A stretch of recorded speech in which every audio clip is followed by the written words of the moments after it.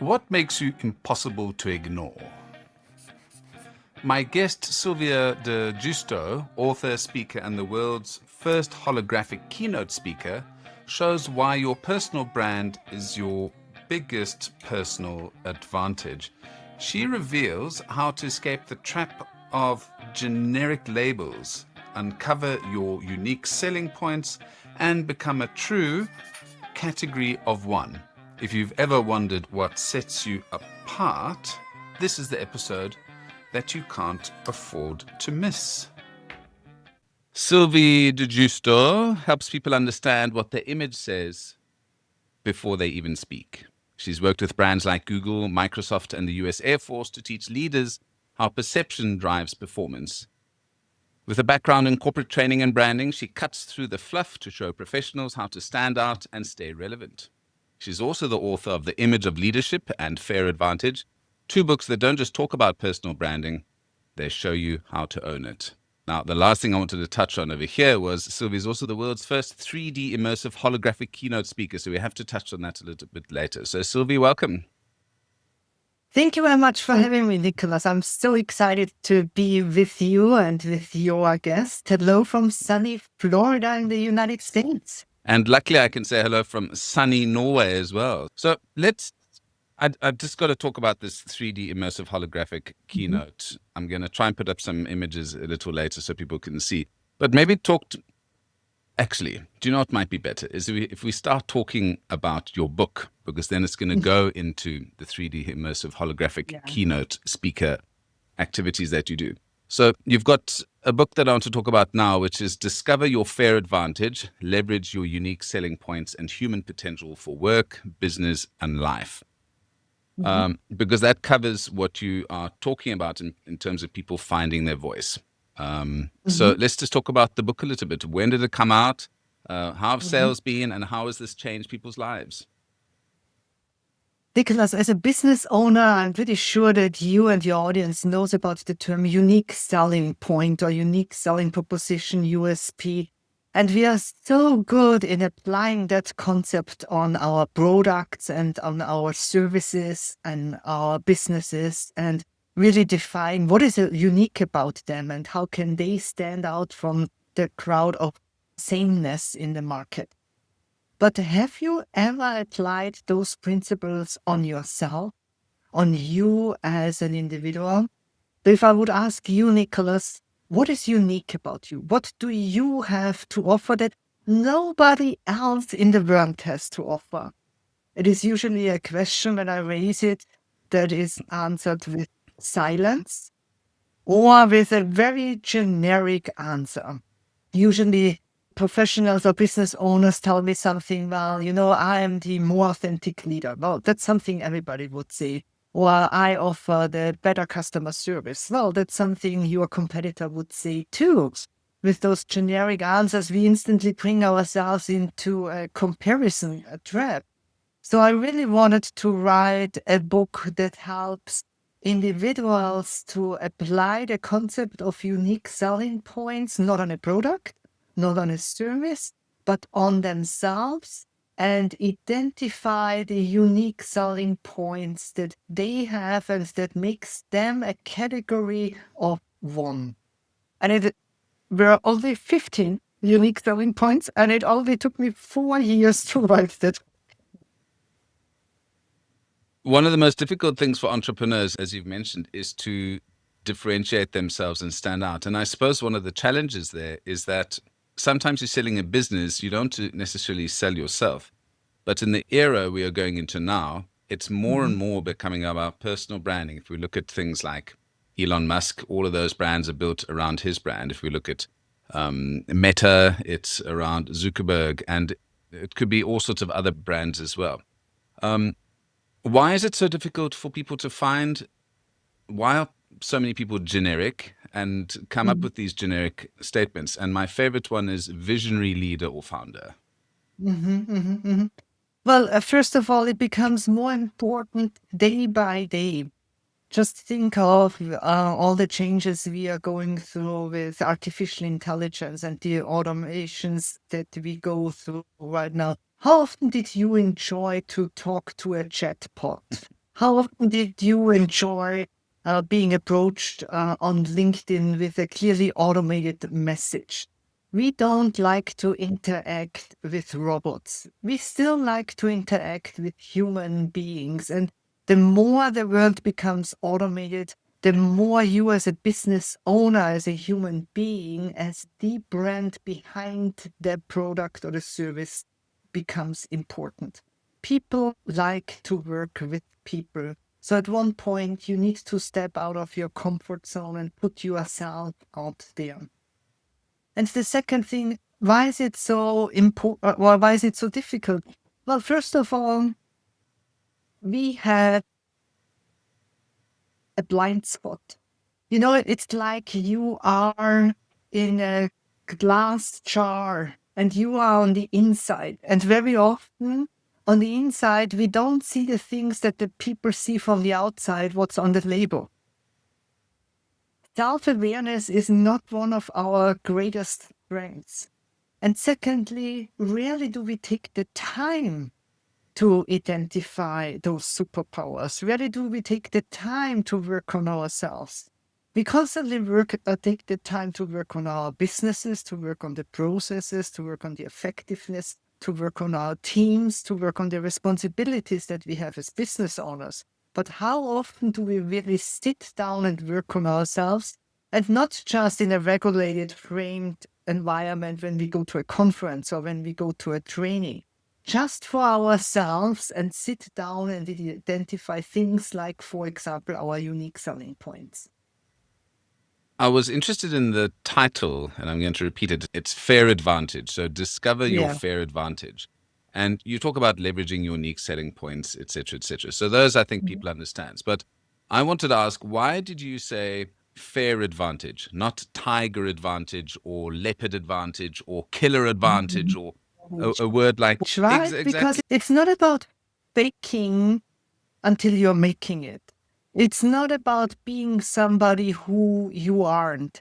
It's about leveraging the tools, the traits, the values that you have already in you, identifying them and putting them to the forefront, which is just a fair process, right? We very often struggle with promoting and positioning and marketing ourselves because to us it feels a little bit like bragging.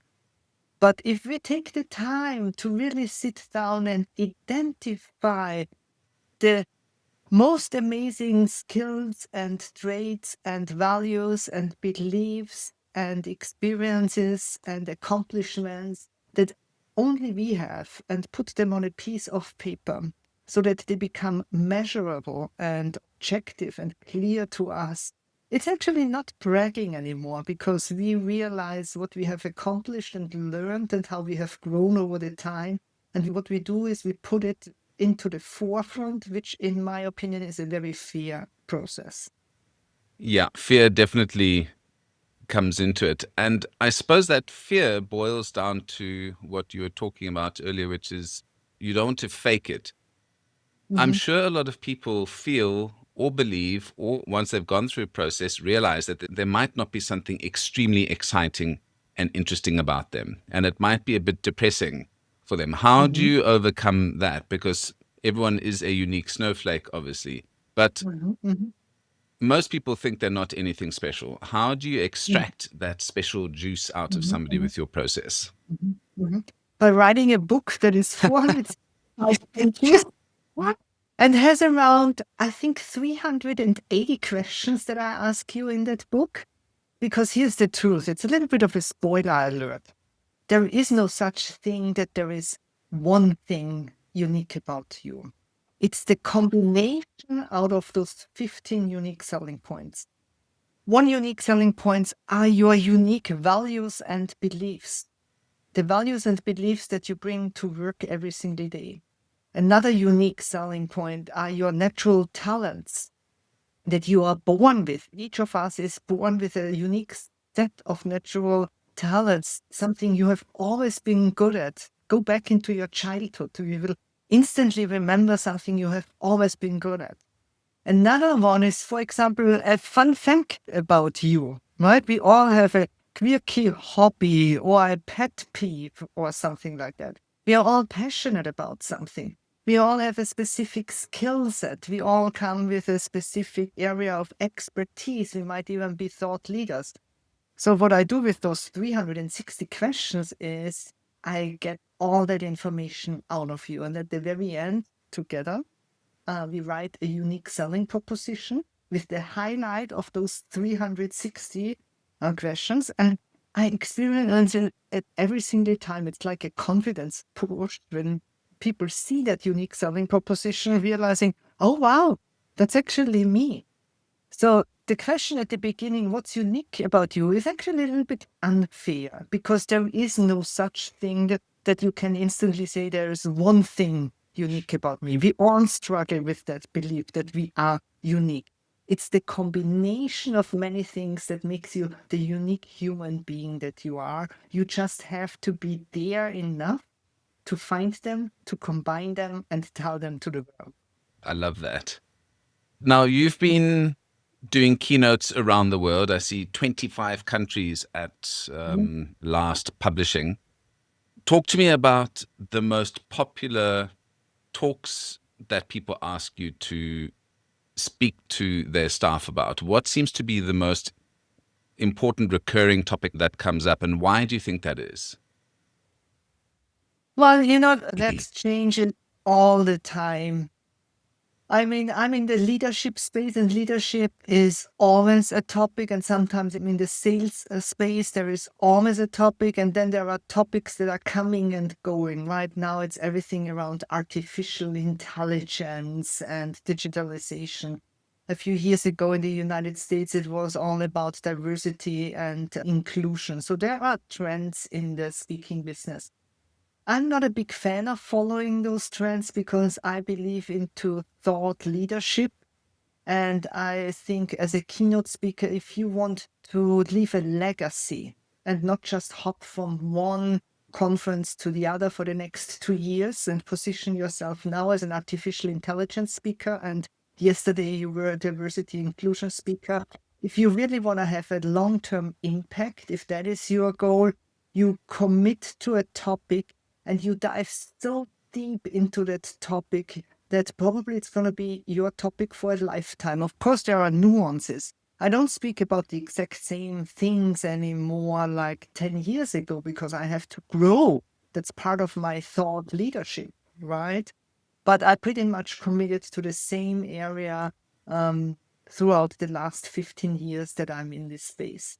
What I certainly have totally changed is the delivery method, to come back to the 3D immersive experience, because I've also noticed that the market is just saturated with average keynotes. And if you have ever been at a conference lately, how much did you really enjoy the same old format? A keynote speaker comes on the stage, probably has a great opening, a few stories, a slide deck, a few data, facts, and figures, and then walks off. And then throughout the day, you have to go through this 3, 4, 5, 6 times.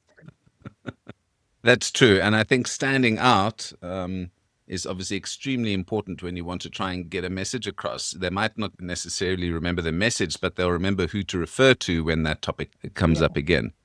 I sing in choirs, and I've just had my big solo debut in Norway with its oldest choir, which is quite cool. And I was very upset when I got into my dressing room and there were no white towels and they had mixed all of the M&Ms together. So I asked specifically that the blue ones be taken out and put separately. What has been the nicest experience that you've had? And I see on your website it says 0% diva. So that's the opposite of me. What has been the most fun experience you've had as a speaker? Talk to me about an experience you've had where you've gone to a conference and they've treated you like a princess or a diva. Or haven't they? They haven't, because it's not this important to me like it seems to be to you. But here is something. My background is European. Since my childhood, I always wanted to live in the United States. And that dream never came true. And I tried everything. I applied for scholarships. I applied for internships. I applied for visas. When I make fun about it on stage, I always say I dated every single American who ever got Europe. And it never worked out. And I gave up on it. And then obviously, like life always plays out, when I gave up on it, an opportunity came up and I was blessed to move here. And so I think while I love every single client, I'm so blessed with my clients and with my audiences. The most meaningful one for me when I can serve audiences in the government space, in the public service space, when I can serve those who made it possible that I can enter this country, when I serve those who serve this country, which nowadays is not one of the easiest jobs to have in this country. So those always the most meaningful. Often I tear up on stage with those people because I feel so connected to them. And in terms of the M&Ms, in my corporate career, I hired speakers for 10 years. I was on the other side. And what it has taught me were many lessons, but I think I'm also known for being probably one of the easiest to work with speakers, and that's where the zero diva mentality comes from, because I have seen them from on the other side, and I always feel like as a speaker, I should be the least problem. As an event professional, you have thousands of problems because a conference is such a short amount of time, a window of time where everything goes wrong. There are audience members complaining, your boss puts you under pressure, the technology might not work out, the coffee is cold, the meet up late, they are running late on the agenda, or whatever it is, right? There are so many things going wrong behind the scenes that the audience should never notice. That's the main goal. But we all know that things are going to go wrong. And so I want to take myself out of the equation. At least one thing they don't have to worry about. Okay, so noted. You're not going to get separated M&Ms. You're just going to get a regular bowl of M&Ms. Just to let you know, I didn't get towels or M&Ms, so it was. Usually I'm the one who brings. I should remember that. Now, you bring up the point of moving from Europe, Austria, to the United States. What is the biggest challenge for you? Because we're talking about branding, knowing your own selling points, knowing your personality. What works in Europe might not necessarily work in the States, or is that a differentiator that you used to your advantage when you went into the States? What were some of the challenges that you dreamt about America as a child? You got there. Yeah. Was it what you expected? It was so much more. It was so much better than I ever thought. But here's a fun story for you. I remember the first 10 years I lived in New York City. At the very beginning of my career, one day I got a call from a TV studio. And they asked me if I could come into the studio that evening and be part of a show and comment on the public persona of a politician.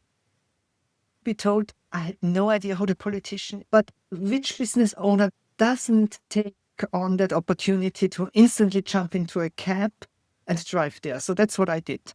I jumped into a cab, drove there, Googled who the politician, and found myself in a studio surrounded by political experts commenting on this politician.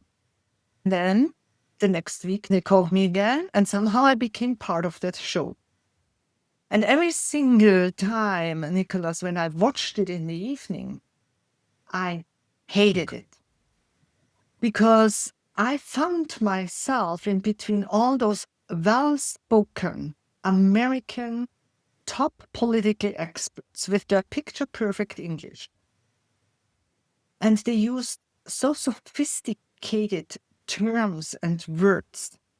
And in the middle of all of this, myself with this heavy accent, sometimes grammar errors that I didn't notice while I was speaking, but then heard in the recording, and I just didn't fit in. And it made me so insecure.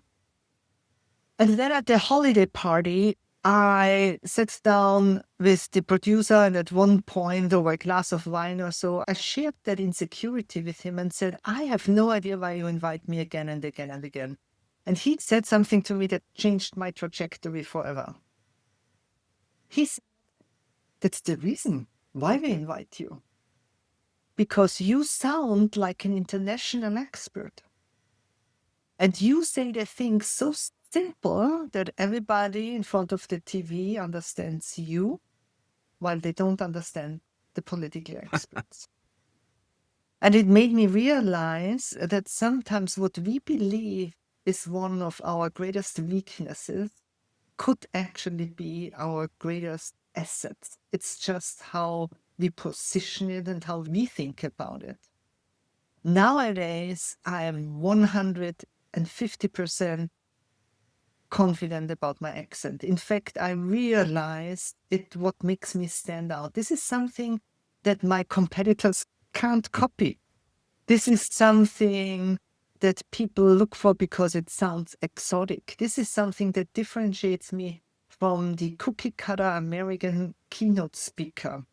And what it does for me, if I look into my clientele, usually 9 out of 10 conferences I speak at are conferences in front of international audiences, in front of multicultural audiences, where they want something who obviously has seen more than just one area of the world and who can prove that better instantly than somebody who sounds already like that. Yeah. Well, there's that old saying that nobody believes a prophet in their own village. So it's good having somebody with an outside view sometimes coming in. But I've got to ask you a very serious question. Has anyone ever asked you to say, we've got to get to the chopper in your accent? We've got to get to the chopper. It's Arnold Schwarzenegger. We got to get to the chopper. This one is, To the you know, chopper. I won't ask you to say, I'll be back. So I was going to ask you before you're on the big stage, what was one mistake that made you cringe? But you've spoken about it so lovely in that personal story of yours in terms of that insecurity. And it's exactly right. But it's so good that you spoke to the producer about that and you got feedback. And I guess that's one of the important things in terms of self-awareness is to ask people for feedback, not just to sit in your own bubble, because there are those nuggets, those things that you would never have learned if you didn't ask questions. And I suppose in that book of yours, in this audit you've got, that is on your website, which we'll give the link to, people can kind of figure out some of those, the starting points of themselves. Maybe talk to us a little bit about this audit that you have. Oh, thank you very much. So my entire work is about perception, how you perceive yourself and how others perceive you, especially in the workplace, and what impact this has either on your career path or on a customer decision-making process. And I offer a free audit on my website where you go through a 10 to 15-minute process, answer a few questions. And then afterwards, you will find out how the world sees you and what the world thinks about you. What you will find out in a personalized report is not the reality. That doesn't mean that you are this way. What I'm mirroring back to you is just that the outside world might perceive you this way, and then it's up to you to fill up those gaps if you want to. So this is especially for people who often think, I am so creative, why does nobody notice? Or I am always so shy. What could I do to step out of my cocoon a little bit more? Because I want to be perceived as somebody stronger in the workplace who steps in more. So if you feel like there is a gap in between how you perceive yourself and the outside world, this is a fantastic way for you to find out. I'm sure it's so comforting to people to know that they're not the only one feeling this and thinking this, and that there's a tool out there for them to use to start getting on the right path. Now, where can I send folks, Sylvie? To my website and to my social media. If they want to connect with me, just type in my absolutely complicated name, Sylvie di Giusto, and with all the typos and errors. Luckily, nobody else in the world has such a complicated name. You should somehow stumble over me. And there you will Absolutely. find my audit, and there you will find my books and anything that could be helpful for your journey as a professional or business owner. Well, it's a fantastic website as well. It's got some lovely examples of people, of a whole bunch. I mean, there's a whole page just on your clients, so you've obviously been around for a bit. And it's got some examples of your 3D immersive keynote, holographic keynotes as well. So I'm super excited. I want to get over to the States and see one of your presentations. Sylvie, That it's would be been such a fantastic. pleasure chatting with you. I will put all of those links into the description with your social media channels, with your website, which is, I won't even spell it out now, but I'll stick it on the screen here maybe. And a link to your books. And what's really nice about your Amazon page is that you've got a whole bunch of very specialized books as well.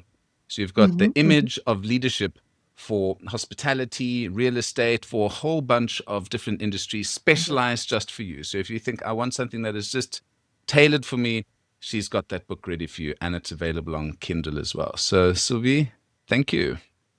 Thank you very much for having me, Nicholas. What a joy to be with you. Thank you very much for everything you do for the entrepreneurs and business owners around the world. I really do appreciate your comments. So why not go and watch this live on YouTube, or go to my website, kuhne.no. That's kuhne.no for more information.